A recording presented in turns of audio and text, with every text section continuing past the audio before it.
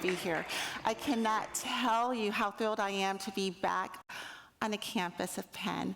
I am Dr. Holly Hatcher-Frazier. I'm a graduate of the GSC, the Graduate School of Education. But some of you may better know me as Dr. Holly from a little TV show I did called Dance Moms. And I had the fortune of doing that show for 7 seasons. And I have to say, I'm looking out at the audience today, and I'm excited, I'm grateful, but most importantly, I'm having a little deja vu moment because about 14 years ago, I was defending my dissertation around this time and I had my family with me. My parents surprised me for that. And I'm kind of feeling this same kind of nerves and excitement and joy. It's not a dissertation this time, but I get to share some reflections with you, and I also have my family with me again. So I'm very fortunate to do this. So indulge me as I go back to my roots as an educator. And because I'm an educator, I'm not just a reality TV personality, I like to do thinking routines. And one such routine that I would do with my faculty and staff, as well as my students, comes from Harvard's Project Zero. It's called I See, I Think, I Wonder. And we first start off with I see. So some of you may be familiar with this photo. So what do you see? You see a woman. You see someone with shoulder-length hair, a red shirt. Looks like she's seated. Okay? Just observables. Next you go into I think. This is when you begin to analyze the visual. Okay, it looks like she's unhappy. It looks like she's angry at someone. It looks like there is an argument going on, which leads me to the next part, I wonder, because I have a ton of questions here. Now the question is like, oh my goodness, like who is she yelling at? Where is she? What's going on? And for me, probably the most important question that I would ask is, what got her to this place of anger and frustration? So I will say, I'm glad you asked, because right now I'm going to take you to the origin story of Empty Chair, Do a Solo. Now, for those of you who know me from Dance Moms, and you think you know the full origin story, indulge me for a few moments, because I cannot expect that everyone would know this. So picture this moment. I'm part of a reality TV show called Dance Moms, as I told you. And the premise of the show is that we will travel around the country for 30 to 40 weeks with an elite competition dance team of girls, about 7 or 8 of them, every week, where they actually have to do a solo, a duo, trio, always a group number. And they have to learn this dance in 3 days. And upon doing this dance, they competed at a dance competition, and not only are they expected to do well, they are expected to win. Now, put this all together, because then you have their mothers and their coach also traveling with them, so you can only imagine the chaos and the tensions that would arise from this experience. That's the premise of the show, and everyone's trying to get to the top of the pyramid, because that means, of course, that you're like the best and the star and la la la la. That's a story for another day.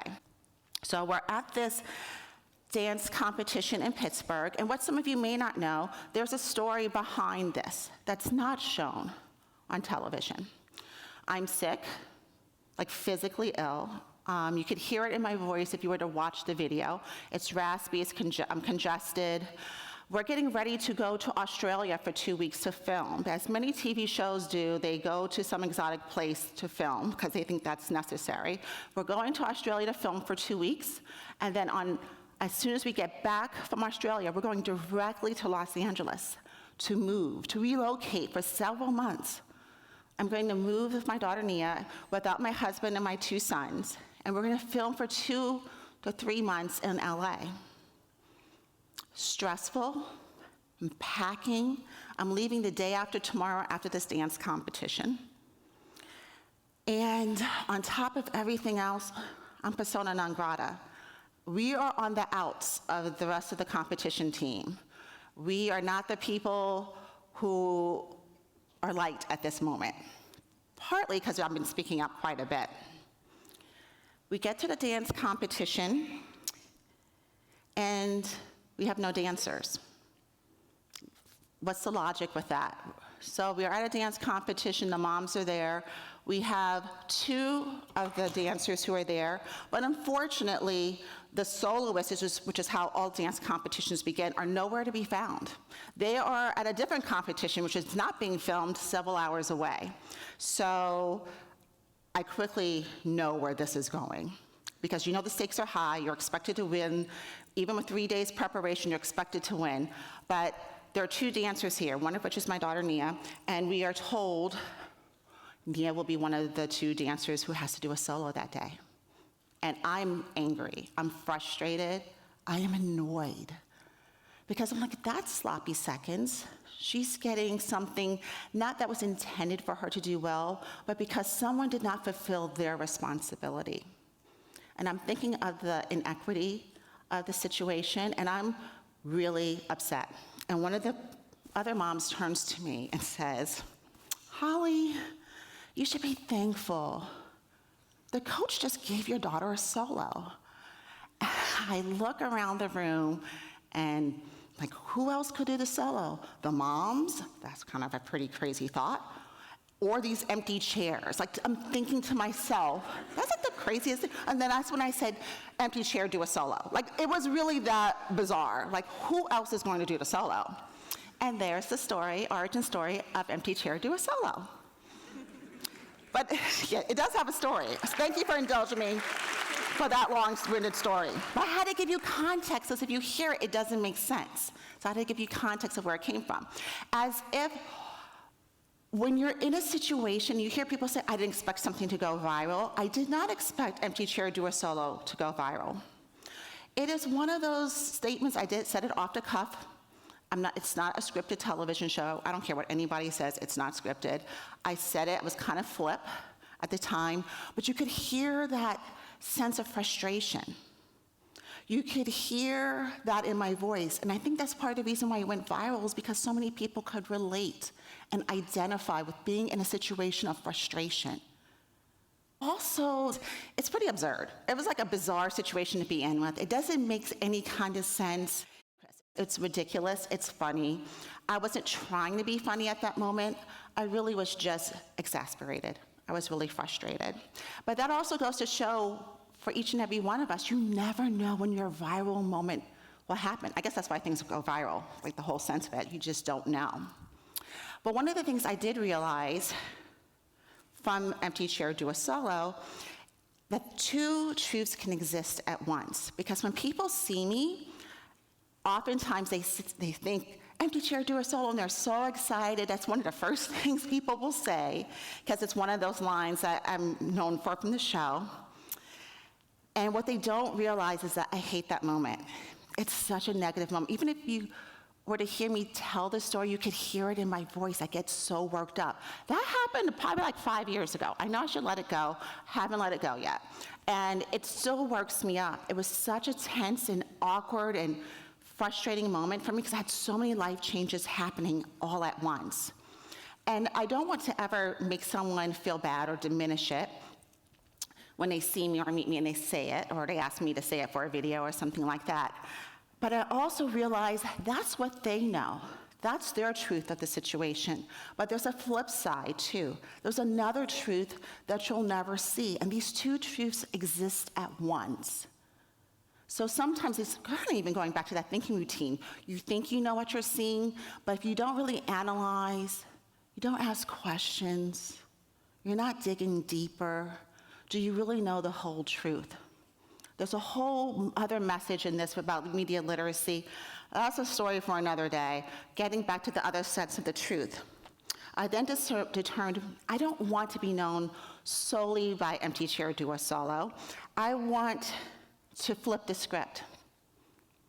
I want to be able to turn this negative into a positive. I also don't want empty chair, do a solo to define me. I want to define me, and what does that mean to me? So from there, from empty chair, do a solo, a new phrase has emerged that I challenge you is, don't be like empty chair, go for your solo. And what do I mean by that? Empty chair did not go for their solo that day. It didn't. We don't know what could have happened if Empty Chair had gone for their solo. Empty Chair could have won a dance competition. Empty Chair could have been on top of the pyramid. Empty Chair could have been on the road to nationals. We will never know because Empty Chair did not go for their solo. So as an educator who loves a teachable moment, I developed kind of like pillars, mindsets, if you will, when it comes to you taking the opportunity to go for your solo. And also because I'm a dance mom, I give unsolicited advice. So I do both of those things. And so what do I mean by solo? I do not want you to come on the stage and do a dance routine by yourself. I wouldn't do that. But I have developed this acronym of solo to kind of break down for you the mindset that I want you to apply. The first is S, stay true to yourself. So often people will ask me, how did you say staying on the TV show? How did you get good at it? How did you not curse, which is amazing on a reality TV show? How did you survive? And I said, I stayed true to myself. My core values, what makes me me? What is authentically Holly Hatcher-Frazier? I represent not just myself, but my family. And I don't want ever to look back on something and not see it along with myself. And so the edits showed pretty close to who I am. The other thing is open yourself to an unscripted future. Did I ever, in a million years, think I would be on a reality TV show? Absolutely not. I graduated Penn's doctoral program in 2011, and I was on a reality TV show the same year. That is not what you want to use your Penn degree for, but somehow, full disclosure, don't advise it, but that is where it landed me. But this is what I want you to know.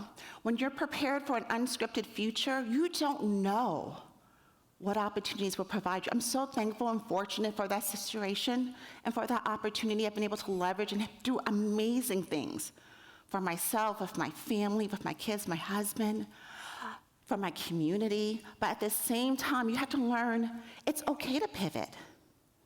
And also to know that you're prepared for that unscripted future. Your job, your career that you might go into may not even happen. It may not even exist yet. Maybe it hasn't even been created. But just know that the skills that you've learned, the connections you have made, you can apply them and adapt them into a new venue that you never even dreamed possible. Lean into discomfort. Okay, this one I have a problem with. I do not like risk, but risk is something that comes with this territory. You have to lean into discomfort. I am a true believer that when you're most uncomfortable, the breakthrough is coming.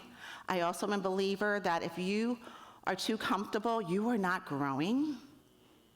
I'm an eternal student, so I'm always growing. I'm always asking questions. I always want to know more. Sometimes I have to ask people for help to kind of discern and analyze. But you have to be open to leaning into that discomfort. So like, do a TED Talk. That would be a great example, because this is not something that comes naturally to me, but I'm leaning into it, and I'm taking ownership of it, which is the next one. Own the opportunity. You don't want to do anything half-baked. When you decide that you're going for your solo, your opportunity, you're going to go for it with your full chest, with courage, confidence, with boldness, because you've been prepared for this. Most often, these opportunities come at times that you do not expect them. These solo moments occur when you were not even thinking of them. So as I close, I want you to reflect on the whole solo mindset. What does it mean to go for your solo moments? Not be afraid of them, to know that you're prepared for them, to know that you can pivot at any time, to know that you can also flip the script. You define who you are. Don't let others define you. Seek comfort and always challenging yourself to grow and to get better. And also be ready for that solo moment. Don't turn it down because you're afraid. Embrace it. Embrace that challenge. Step up. And don't be like Empty Chair. Go for your solo.